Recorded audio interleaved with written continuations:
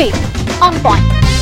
Pak Prabowo yang tidak kuat sebagai oposisi sehingga kemudian harus bergabung ke pemerintah biar bisnisnya lancar, itu gimana tuh Bang? Kita harus bangga bahwa pemerintah Pak Jokowi ini ingin merangkul. Anda kan bukan kader Gerindra, Anda kader Golkar, wakil ketua umum Golkar bahkan. Tapi Anda rela dipecat dengan hormat dari Golkar demi mendukung Pak Prabowo. Kenapa bisa sampai segitu loyalnya? Ya saya berada di Prabowo Sandi waktu itu kan. Dan dulu saya kan terlibat dalam Pilkada DKI. Waktu itu yang mengusung Pak Anies kan Pak Prabowo juga. Ada cawapres milenial, tapi ada juga anak-anak milenial lain yang mungkin dianggap cukup kesulitan khususnya untuk berekspresi. Di atas ngomong ABCD, tapi di bawah adalah isu sembako, lapangan pekerjaan, corruption. Keberlanjutan IKN, ada kemudian sampai food estate. Gimana menjawab Prabowo Gibran itu adalah periode ketiganya Pak Jokowi? Pembangunan Indonesia selalu pembangunan berkesinambungan. Dulu kan kita kenal anak-anak repelita, rencana pembangunan 5 tahun. Masalah di Jakarta harusnya diselesaikan, bukan justru pindah ke IKN. Bagaimanapun Jakarta tidak 5 tahun dikelola, 3 tahun dikelola, 2 tahun pandemi. Jakarta punya duit juga, karena ada proyek-proyek di Jakarta yang kalau nggak dibantu dari pusat itu bisa mangkrak. Pengusaha ya pengusaha, bisnis ya bisnis. Pengusaha-pengusaha yang masuk tim sesnya Prabowo Gibran ketika nanti terpilih, hitung-hitungan gizi, amunisi, balik modalnya gimana? Tentunya aparat hukum kita yang mengendalikan hukum di bawah inilah yang tidak transparan. Karena tidak transparan, pendapatan negara nggak masuk. Siap kalah? Pasti harus siap. Hasilnya nggak ada draw kan? Hai, kembali lagi di Living on Point. Debat perdana Pilpres 2024 sudah usai digelar 12 Desember kemarin. Ada banyak isu yang menarik ketika debat Pilpres perdana kemarin berlangsung. Pertama soal isu demokrasi, juga soal isu kebebasan berekspresi. Dua isu ini ramai dibicarakan bahkan sampai hari ini. Tapi kalau kita bicara sebenarnya strategi apa sih yang dimiliki Prabowo Gibran untuk menepis banyak isu-isu miring yang muncul sejak dua paslon ini resmi mendaftarkan diri ke KPU. Kita akan berbincang langsung bersama dengan Wakil Ketua TKN Prabowo Gibran, Bang Erwin Aksa. Selamat datang Bang. Terima kasih. Selamat. Bang, gimana kemarin ngelihat debat perdana berlangsung? Ya dari pengamatan, karena kita melakukan polling online ya. Kami mengamati bahwa konsisten dengan apa yang selama ini poster-poster menyampaikan ke publik. Jadi setiap kali Pak Prabowo menyampaikan sesuatu, ada spike yang memperlihatkan bahwa pendukung kami itu senang dengan statement-statement yang disampaikan oleh Pak Prabowo. Jadi kami melihat ada juga beberapa statement yang kemudian ekspresi daripada pendukung kami kelihatannya tidak super like, artinya like tapi tidak super like. Artinya ini yang perlu diksi-diksi yang dipakai ke depan dalam debat supaya itu tadi memperkuat pemilih kami. Dan juga kan masih ada yang namanya pemilih yang belum menentukan sikap.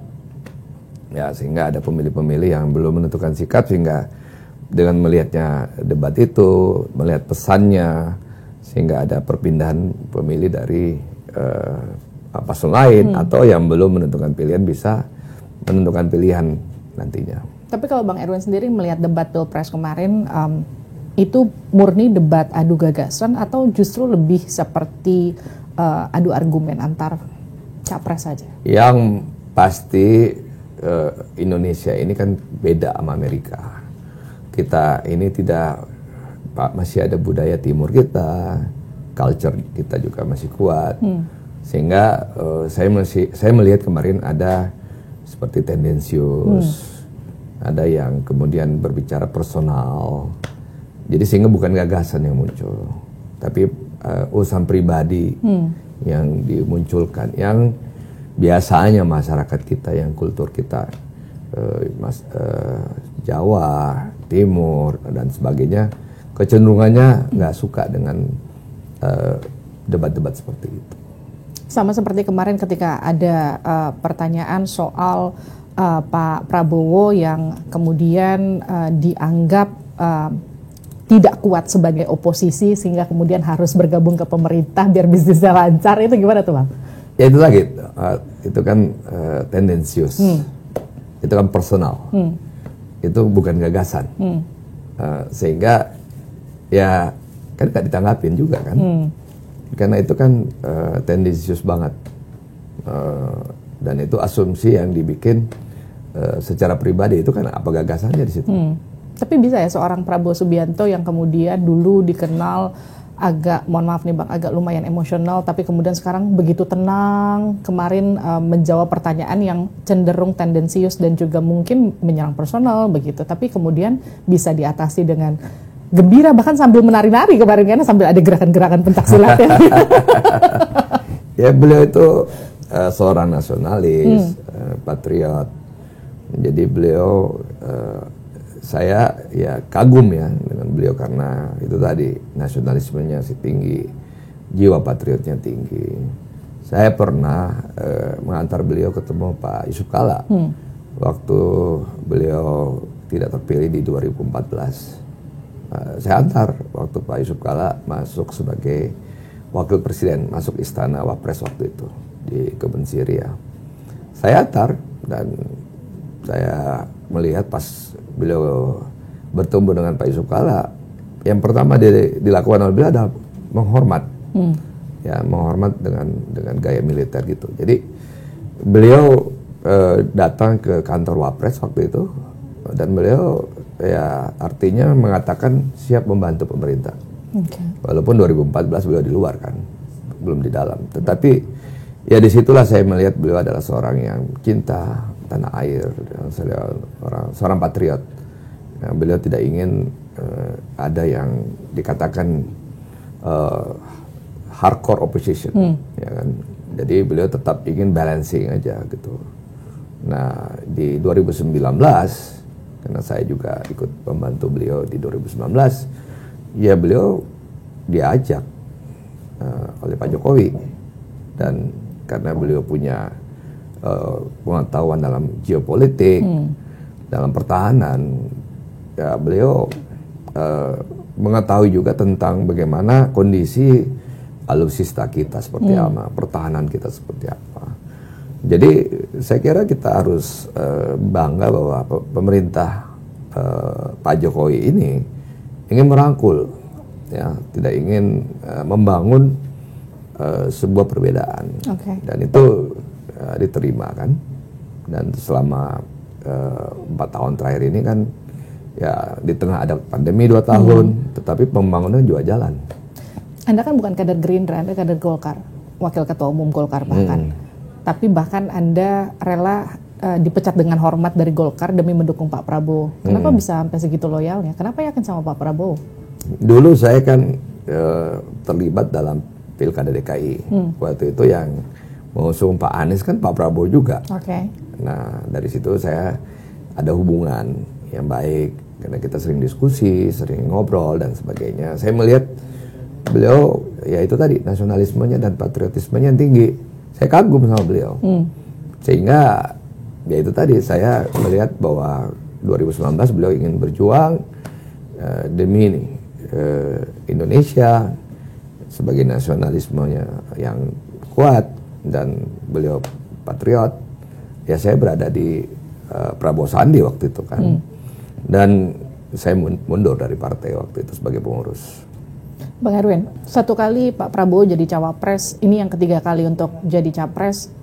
Apa keyakinan yang bikin abang yakin kali ini Pak Prabowo pasti menang? Yang paling penting kan ada nuans yang berubah, suasana yang berubah.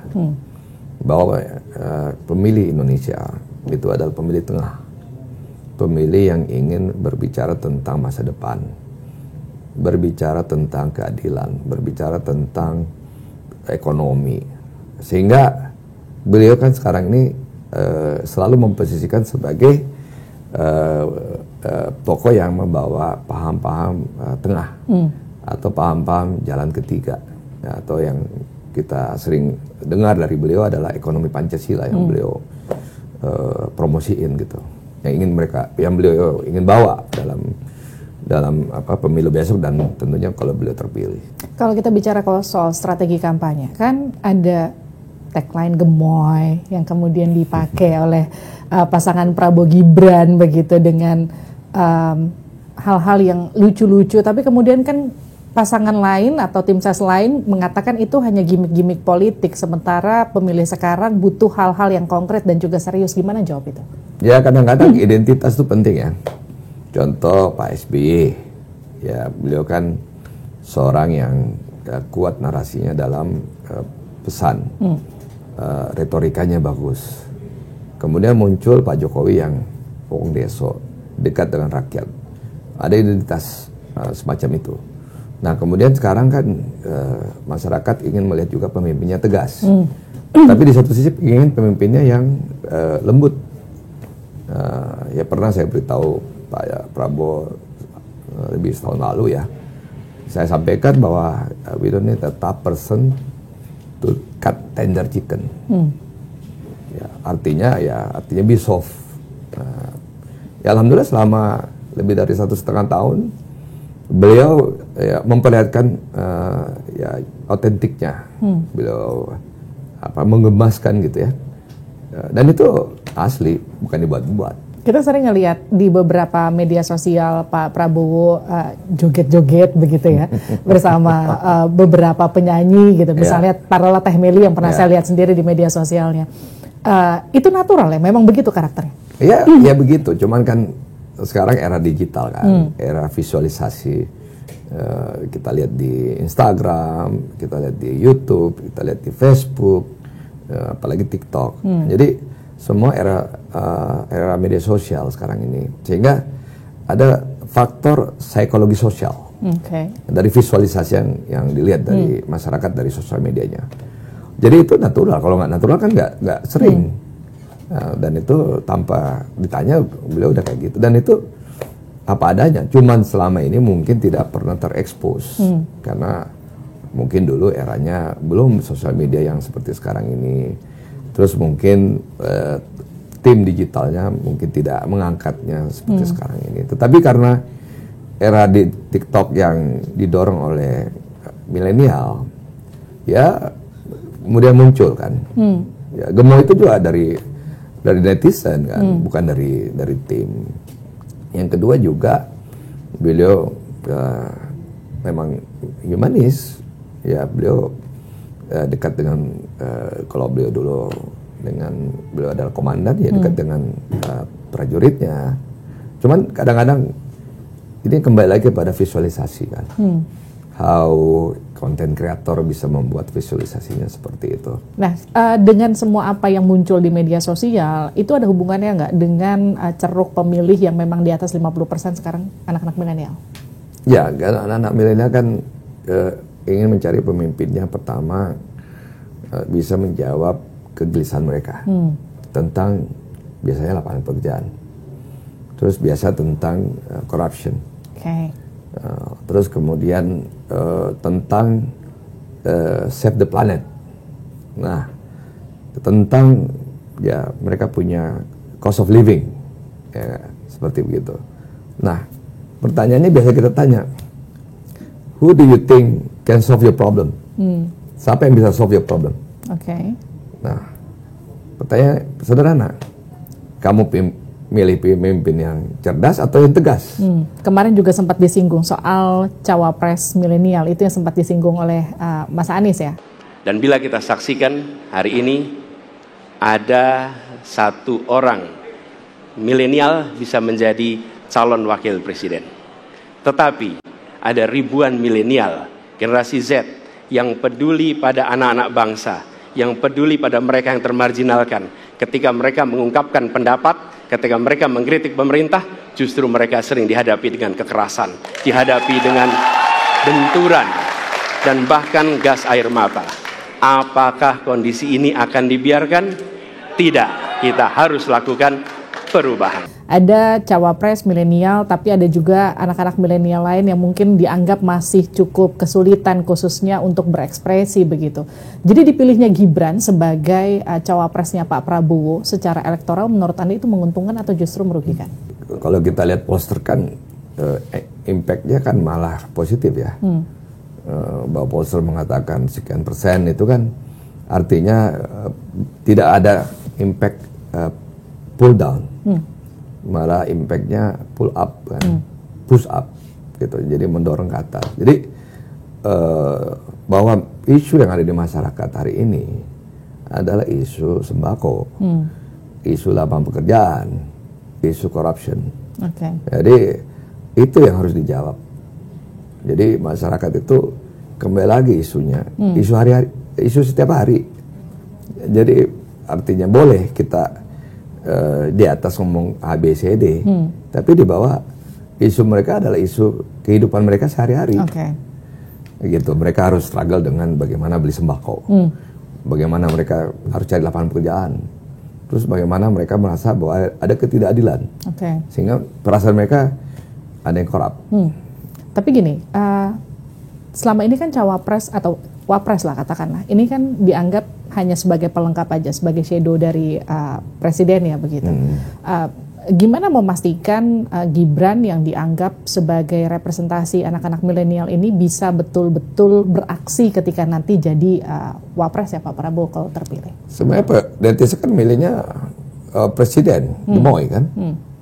Jadi kalau kita tanya pemilih, kamu pilih siapa?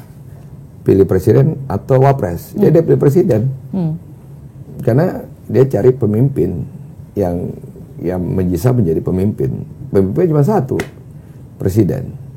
Nah, sehingga kalau kita tanya netizen, dan kemudian tadi sudah ada gemoy-gemoy itu kan, artinya netizennya melihat Pak Prabowo sendiri gitu. Jadi yang mendorong milenial masuk bukan hanya Mas Gibran tapi Pak Prabowo sendiri. Gitu. Bang Erwin, kalau dari survei Litbang Kompas terakhir tuh masih ada sekitar lebih dari 20% anak-anak yang mayoritas milenial dia masih gamang belum bisa menentukan pilihan, meyakinkan mereka itu untuk memilih Prabowo Gibran, itu gimana caranya? Ada dua, ada pemilih pemula yang umurnya 18 tahun sampai 20 lah kira-kira. Biasanya dia nggak ngerti politik, ya, belum tahu lah. Dia nanya ke orang tua, yang bagus siapa? Atau yang di atas 20-an sekian, udah ikut di grup-grup dan sebagainya. Kecenderungannya mereka ikut dalam gerbong yang menang, karena mereka ingin dalam gerbong yang menang, bukan mereka nggak mau di gerbong yang kalah. Jadi biasanya kita sebut bandwagon. Nah, jadi mereka nggak mau di gerbong yang, karena kalau mereka mungkin di grup WA-nya ada kubu A, kubu B, kubu C, ya mereka ingin mensupport siapa yang paling besar pendukung dalam grup keluarga, dalam grup teman dan sebagainya. Dan anak-anak muda itu kecenderungannya nggak mau komen kan. Nah, tetapi pada saat teman-temannya udah mulai komen mendukung Pak Prabowo karena soft dan punya jawaban terhadap keluhan mereka. Nah, itu yang menjadi kata kunci bahwa pemilih milenial ini butuh jawaban terhadap keresahan mereka. Dan mereka mencari pemimpin yang tegas, yang bisa menjawab persoalan mereka, dan mereka punya hope bahwa 5 tahun yang akan datang pemimpin yang tegas lah yang bisa menyelesaikan persoalan mereka. Bang Erwin, masuknya Gibran sebagai cawapresnya Pak Prabowo kemudian sudah dianggap, ya meskipun gak ada pernyataan resmi dari Pak Jokowi, tapi masyarakat pasti bisa menilai bahwa itu ada endorsement full dari Pak Jokowi ke Pak Prabowo Gibran.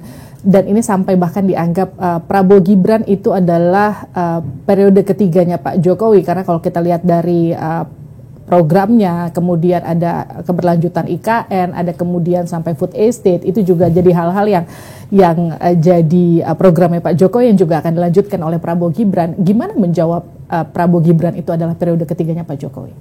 Jawaban yang paling simpel, pembangunan Indonesia selalu pembangunan berkesinambungan. Apa yang dibangun oleh Pak Bung Karno diterusin dan diperbaiki oleh Pak Harto. Apa yang telah dibangun oleh Pak Harto kemudian dilanjutkan oleh Gus Dur, oleh Pak Habibie dulu deh, kemudian oleh Gus Dur, oleh Ibu Mega, kemudian ada pemilihan langsung 2004, dilanjutkan lagi oleh Pak SBY, kemudian Pak SBY 10 tahun, kemudian datang Pak Jokowi 10 tahun juga. Jadi selalu ada pembangunan berkesinambungan. Dulu kan kita kenal anak-anak Repelita, rencana pembangunan 5 tahun. Jadi kita selalu melihat pembangunan itu berkesinambungan. Ada yang kurang, yes, kita perbaiki, kita benahin. kita koreksi. Ya, harus kita akui juga memang ada yang kurang. Itulah yang kita perbaiki, yang kurangnya. Artinya tetap akan ada program-program baru yang muncul dari Prabowo Gibran, nggak plek-ketiplek periode ketiganya pasti, Pak Jokowi? Karena bagaimanapun penerimaan negara naik. Bagaimanapun investasi kita ke SDM akan naik. Karena kita ingin kualitas SDM kita membaik karena kita punya bonus demografi. Terus kemudian kita butuh job creation kan. Terus kemudian kita ingin investasi dalam hilirisasi yang berteknologi. Dan yang kerja juga adalah bangsa Indonesia. Jadi pasti ada program yang baru. Kan pembangunan Pak Harto kan butuh juga 30 tahun. Baru kemudian pembangunan itu terasa. Tetapi belum cukup, ada yang kurang. Kemudian dilanjutin lagi oleh Pak Habibie, diperbaiki. Dan demokrasinya dibuka, reformasinya dibuka. Kemudian dibuka lagi, dilanjutkan oleh Gus Dur. Kemudian pluralisme ada ya, toleransi diperkuat lagi, lanjutin lagi Ibu Mega. Kemudian Ibu Mega ya memperbaiki MPL yang ada waktu di era Pak Harto ya. Kemudian selesai dan akhirnya kan masyarakat memilih 2004 langsung Pak SBY JK terpilih pada saat itu. Nah kan masyarakat memilih langsung, incumbent-nya Ibu Mega. Yang terpilih orang baru namanya Pak SBY dan Pak JK. Nah terjadi perubahan dalam kepemimpinan pada saat itu. Dan lagi-lagi pemilu dari pemilu itu bicara ekonomi. Jadi nggak ada topik lain selain ekonomi dalam setiap pemilu. Tapi artinya gini, Bang Erwin, ketika kemarin Pak Anies dalam debatnya sempat ngomong masalah di Jakarta harusnya diselesaikan, bukan justru ditinggal pindah ke IKN. Itu gimana respon itu? Jakarta ada pandemi 2 tahun. Jadi bagaimanapun Jakarta tidak 5 tahun dikelola, 3 tahun dikelola, 2 tahun pandemi. Artinya 2 tahun itu kan tidak pembangunan. Yang ada bagaimana kita menyelesaikan kesehatan. Jakarta punya duit juga, karena ada proyek-proyek di Jakarta yang kalau nggak dibantu dari pusat itu bisa mangkrak. Jadi pada saat itu kita harus ya menaikkan defisit kita dari 3 ke 6 karena penerimaan negara kurang kan. Jadi kita harus mengeluarkan bond, sun dan sebagainya, instrumen-instrumen seperti gitu karena kita membutuhkan biaya kesehatan besar dan itu terjadi seluruh dunia. Nah sekarang kembali lagi ke 3, penerimaan negara udah mulai naik. Jadi kita harus melihat bahwa 5 tahun terakhir ini ada pandemi, 2 tahun, jangan lupa ada pandemi 2 tahun.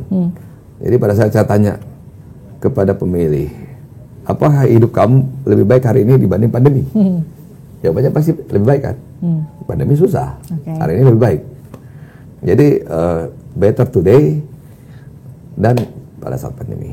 Jadi masyarakat kehidupannya, ekonominya mulai membaik. Tapi apa cukup? Belum. Karena ada pandemi pada saat itu. Kalau dianggap gini, perpindahan ke IKN itu hanya akan menguntungkan aparatur negara saja, tidak mementingkan masyarakat, yang pasti elit-elit politiknya aja yang untung, terutama para pebisnis di Indonesia. Gimana tuh responnya? IKN itu kan kesepakatan antara pemerintah dan legislatif. Kan partai-partai ada di situ. Semua partai kan sepakat. Ya, mau yang partai nomor 1, nomor 2, nomor 3 semua sepakat. Anggarannya pun juga disepakati kan.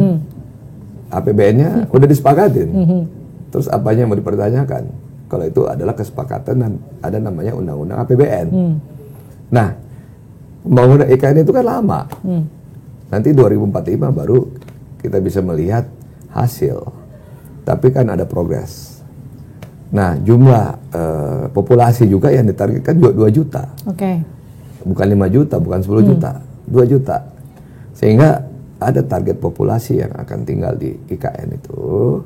Kemudian ada 460 triliun nilai investasi yang akan ditanamkan di sana. Kalau tidak salah 90 triliun itu APBN.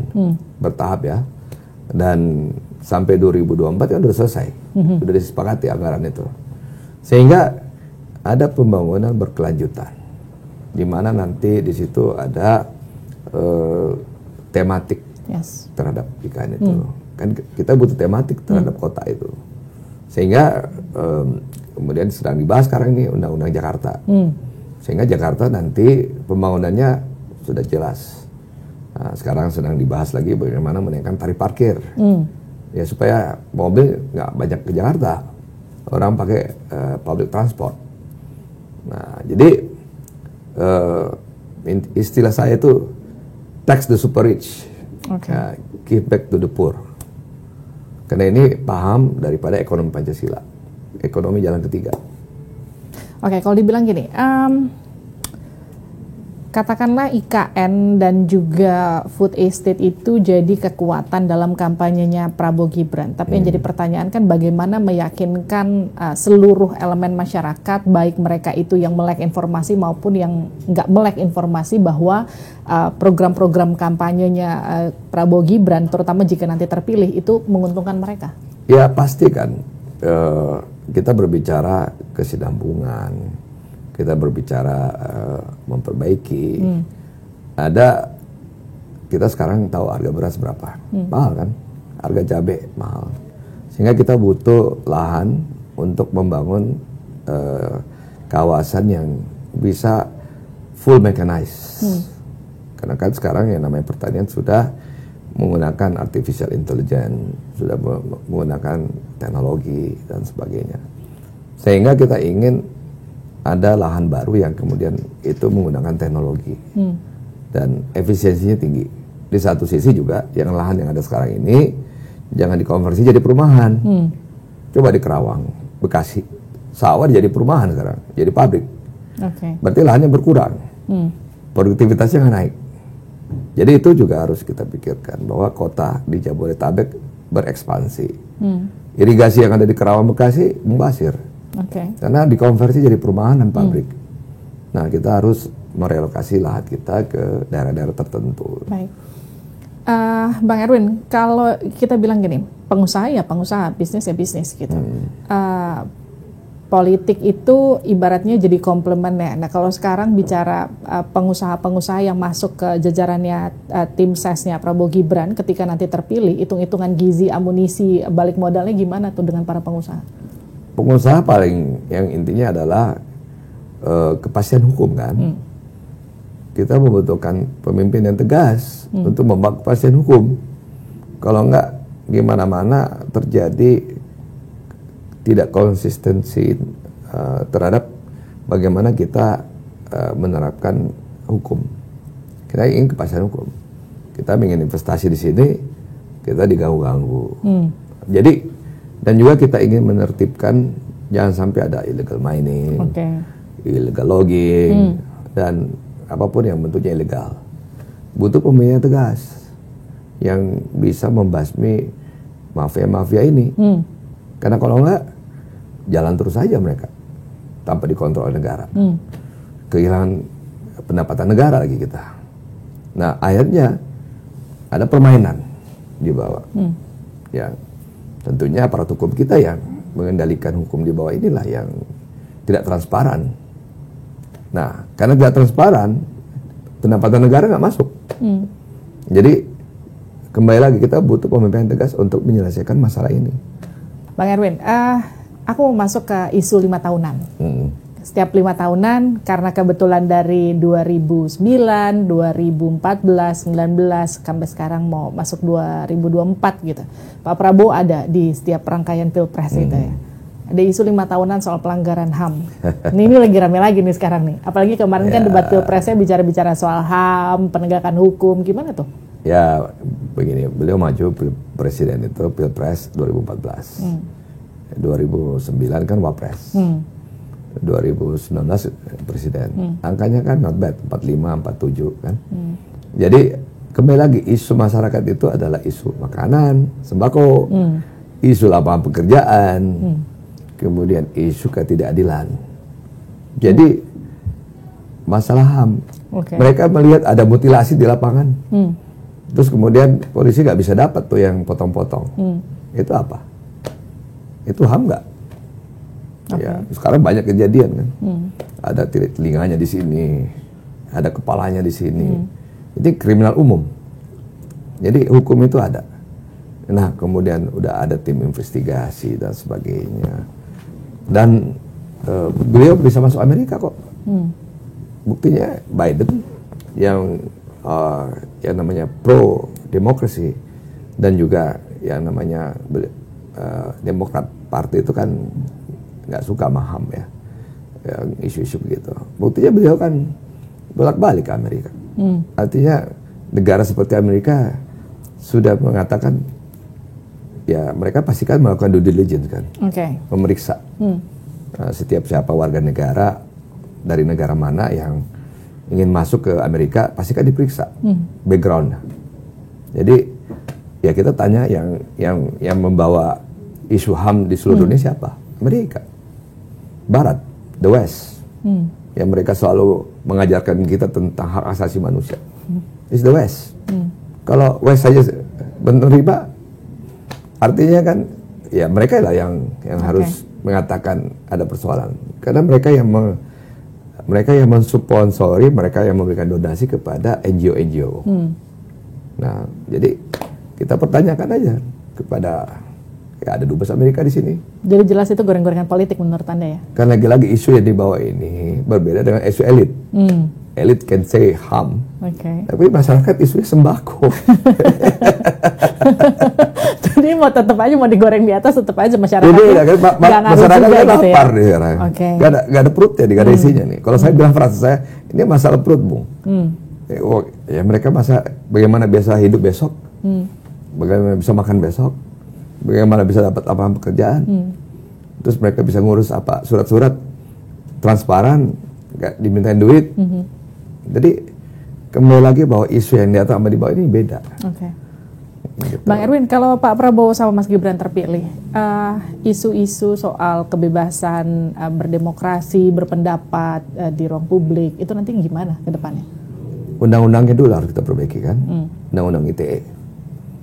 Ya, karena disitulah sebenarnya pangkal persoalan ini. Karena orang kan tidak bisa menyampaikan ekspresinya ke publik melalui sosial media, karena kan ada yang lapor, pencemaran nama baik, kemudian perbuatan tidak menyenangkan, itu kan pidana. Jadi undang-undangnya harus diperbaiki. Karena undang-undang ITE ini kan dibuat sebenarnya untuk bagaimana mencari teroris, bagaimana mencari orang yang money laundering, tapi dipakai pencemaran nama baik. Nah, ini harus diperbaiki. Kalau dulu kan ada Dewan Pers, karena mainstream kan. Kalau sekarang kan nggak ada, sosial media emang ada Dewan Persnya. Kalau di zamannya Pak Jokowi kan ada beberapa misalnya penghinaan-penghinaan kepada Pak Jokowi mungkin secara pribadi gitu. Tapi ada yang diproses karena mungkin dilaporkan oleh pihak ketiga, tapi ada yang kemudian tidak diproses.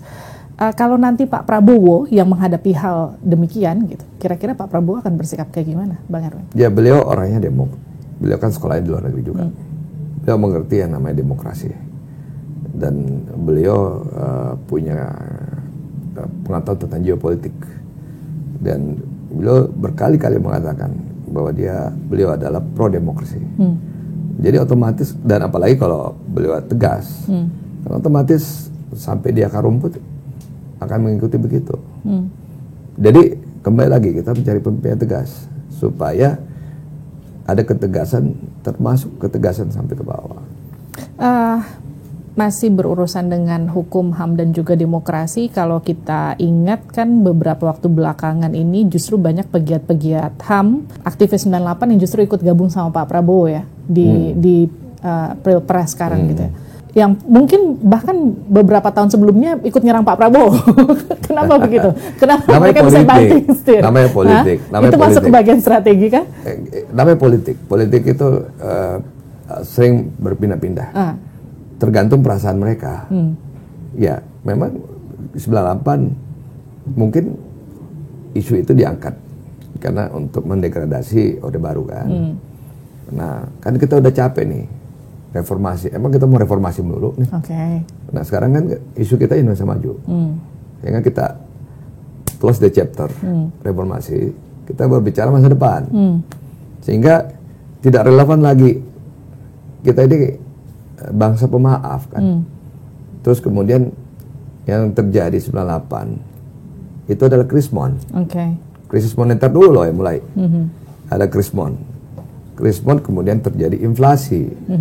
Sembako lagi urusannya. Masyarakat gak bisa beli pangan, makanan. Karena harganya mahal. Suku bunga waktu itu sampai 60% loh pada saat itu. Sehingga bebannya tinggi. Akhirnya ada gerakan yang turun, movement. Jadi 98 itu adalah movement. Jadi movement itu turun, kemudian movement itu kemudian membuat Pak Harto ya ikhlas, ya sudah saya mundur, saya berikan ke Pak SBY, Pak Habibie. Beliau nggak di-impeach. Beda sama Gus Dur. Gus Dur kan di-impeach sama MPR. Jadi ya harus dipisahkan dulu nih, harus flashback. Bahwa beliau mundur tahun 98 di istana. Beliau kemudian menyerahkan ke Pak Habibie. Beliau menyaksikan pelantikannya Pak Habibie. Beliau keluar dari istana naik mobil pergi ke Cendana. Beliau nggak lari ke luar negeri loh. Beliau nggak seperti Marcos pergi ke Hawaii. Nggak, beliau di Jakarta bebe aja. Emang ada yang datangin Cendana? Enggak. Nggak ada. Fine-fine aja. Pak Habibie datang dengan cepatnya menyelamatkan ekonomi, membuka demokrasi, kebebasan pers. Kemudian persoalannya menjadi membaik dalam 1,5 tahun. Bang Erwin, aku mau masuk ke strategi pemenangan Prabowo Gibran. Memenangkan Jawa itu kan sama aja memenangkan Indonesia, anggapannya gitu ya, karena kan ceruk suaranya itu ada di Jawa. Jawa Barat itu kantong suaranya Pak Prabowo, bisa dikatakan gitu dari setiap pilpres. Tapi Jawa Tengah itu kan masih kebagi nih antara Gibran sama Pak Ganjar mayoritasnya. Itu gimana strategi memenangkan Jawa Tengah, terutama juga Jawa Timur? Pemilu itu adalah isu. Isu kita ekonomi kan. Jadi siapa yang bisa menyampaikan isu itu kepada pemilih dan menyampaikannya dengan benar, menggugah perasaan mereka, mereka akan berpindah, ya. Dan apa yang terjadi dalam 1 bulan terakhir ini, ada terjadi perpindahan suara. Kan Kompas sudah menemukan juga itu kan, bahwa ada perpindahan suara yang pindah sehingga angkanya naik spike dia kan. Jadi ya kita tanya ke peneliti, ada apa dengan itu kan? Bagaimana memenangkan? Ya lagi-lagi mainstream pasti menjadi sumber berita. Kemudian ada sosial media. Jadi masyarakat kita kan sudah 70-80% on internet. Jadi mereka sudah ada di handphone. Jadi kembali lagi medianya, message media. Gitu. Bang Erwin, kurang lebih 60 hari kan menuju ke Pilpres begitu ya. Dengan masa kampanye yang begitu singkat, itu menguntungkan atau justru merugikan? Ya begini, yang kita nggak inginkan adalah blunder kan. Jadi yang ada adalah karena biasanya kalau orang yang di atas diserang dengan negatif campaign kan. Nah caranya untuk mendegradasi. Nah bisa betul teorinya, bisa enggak. Sehingga menurut saya waktu yang singkat bisa terjadi perubahan. Kenapa? Kalau orang blunder, ya bisa saya ada namanya movement, gelombang dan sebagainya ya. Itu bisa berubah. Ya contoh waktu itu orang mengatakan Hillary Clinton bakal menang. Tapi dia di-attacking dengan bahwa Hillary Clinton pembohong. Trump yang menang. Ya, mana kita tahu. Bang Erwin, ini kan saya bilang kerjaan Anda banyak banget ya. Karena selain jadi Waketum Golkar, jadi Wakil Ketua pemenangan Prabowo Gibran, tapi Anda juga nyalek juga, masuk ke bursa cagup DKI juga. Gimana bagi fokusnya, Bang? Ya, enjoy aja lah. Enjoy aja. Kan yang penting kita senang aja dengan kerjaan kita kan. Ya, saya sama kamu. Kalau kamu nggak senang sama kerjaan kamu, pasti capek kan. Tapi kan tetap harus bolak-balik dapil, Bang. Ya kan dapilnya dekat. Di Jakarta sini ya, dapil 3 ya. Tapi ngapain Bang masih nyalek Bang? Kan masuk bursa cagup kan. Saya di Golkar kita punya prinsip meritokrasi kan. kita punya prinsip pragmatisme, kita punya prinsip honesty. Saya kan belum pernah melalui proses itu. Oke. Kalau di Dapil Abang tuh kira-kira problemnya yang paling harus ditaklukkan tuh apa sih? Yang paling kerasa ya air bersih. Air bersih, iyalah ya. Ya, terus kemudian lagi-lagi lapangan pekerjaan. Lagi-lagi juga harga sembako. Ya kembali lagi juga mereka masih merasakan ketidakadilan. Mereka mau sekolah di SMA, SMP anaknya, mereka nggak bisa masuk. Ya, terus kemudian mereka mau ke rumah sakit, mereka harus ngantri. Jadi masyarakat ketidakadilan lagi. Bang, ngelihat seorang Erwin Aksa itu kan nggak cuma seorang politisi tapi juga pengusaha hebat. Gimana tuh mewujudkan ekspektasi para pemilih ketika milih Abang? Wah, pokoknya lapangan kerja lah kalau milih Erwin Aksa harus ada gitu ya. Pokoknya nggak bakal jadi pengangguran lah, bisnis lancar lah. Itu gimana tuh Bang, ekspektasi ya, ini? Saya kan mengerti tentang perilaku para pelaku usaha karena saya datang dari pelaku usaha kan. Yang pasti kita harus bawa yang namanya keberpihakan. Banyak saya mendengarkan masyarakat kita ada pabrik di situ, tapi kok yang kerja orang luar. Bukan masyarakat di sekitar pabrik itu. Jadi lagi-lagi ini keberpihakan. Kalau nggak ada skillnya ya reskill dong, dan sebagainya. Jadi harus ada keberpihakan. Yang namanya industri di Jakarta Utara, Jakarta Barat luar biasa, di Pulau Seribu juga luar biasa. Tetapi lagi-lagi yang datang dari luar, padahal masyarakat masih banyak di sana. Malah jangan salah, Jakarta ternyata masih ada kampung. Mereka masih mengatakan saya hidup di kampung. Padahal kita kota yang sudah APBD-nya 85 triliun kan, berarti something wrong. Mereka butuh perumahan murah, mereka butuh air. Ya, mereka butuh pengolahan air limbah, mereka butuh pengolahan sampah modern. Ya mereka butuh juga ruang terbuka hijau. Yang di sana satu rumah bisa 3 kakak. Jadi mungkin di desa mereka bisa menikmati yang namanya oksigen dibanding sini gitu. Tapi Bang Erwin kalau disuruh milih jadi anggota legislatif atau jadi gubernur DKI, kira-kira lebih menarik yang mana? Di Golkar itu kita punya prinsip meritokrasi, pragmatisme, honesty. Jadi kita harus berproses. Jadi kita berproses aja dulu. Jadi jalanin aja dulu kira-kira. Jalanin aja. Kalau kita terlalu loncat-loncat, ntar kita pusing ntar.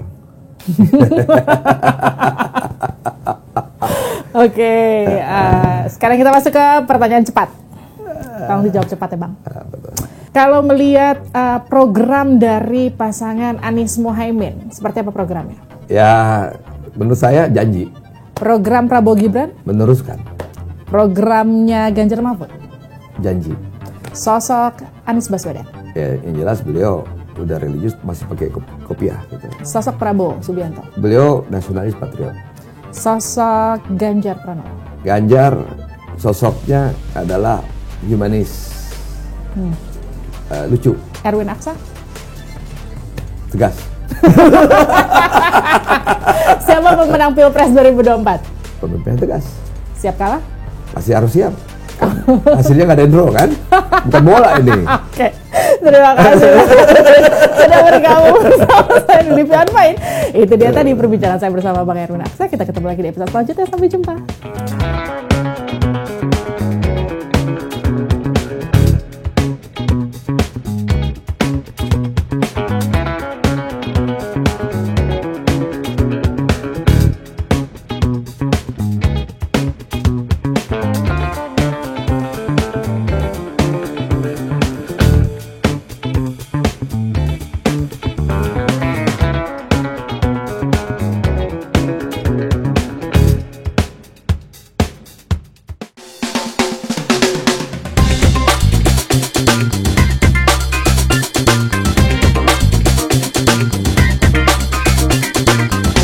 Livi On Point.